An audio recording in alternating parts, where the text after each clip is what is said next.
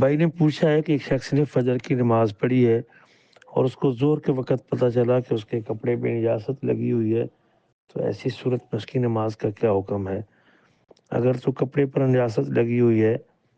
اور اسے ظہر کے بعد علم ہوا ہے تو کپڑے پر نجاست لگنے کی بنیاد پر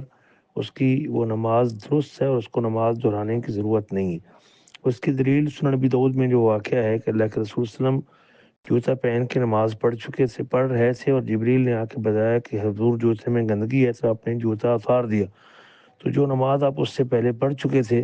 آپ نے اس نماز کو لوٹایا نہیں ہے۔ آپ کو علم نہیں تھا اور لا علمی کے اندر پڑھی گئی نماز کو آپ نے لوٹایا نہیں۔ اسی مسئلے کا دوسرا حصہ یہ ہے کہ اگر اس نجاست کا تعلق بندے سے ہو، یعنی آدمی کے جسم سے وہ نجاست پیشاب کی صورت میں نکلی ہو یا پخانے کی صورت میں نکلی ہو، تو پھر اس بندے کی نماز نہیں ہوتی، کیونکہ اس کا وضو نہیں، اور اگر اس کا وضو نہیں تو اس کی وہ نماز نہیں، کیونکہ اللہ تعالیٰ طہارت کے بغیر عبادت کو قبول نہیں کرتے۔ تو ایسی صورت میں اگر اس ریاست کا تعلق بندے کے اپنے جسم سے ہو اور اسے یہ شک ہو کہ شاید یہ میرے جسم سے ریاست نکلی ہے، تو پھر ایسی صورت میں اس کا وضو نہیں رہے گا اور ایسی صورت میں وہ نماز دوبارہ دہرائے گا۔ لیکن پہلی صورت میں جب کپڑے پہ نجاست ہے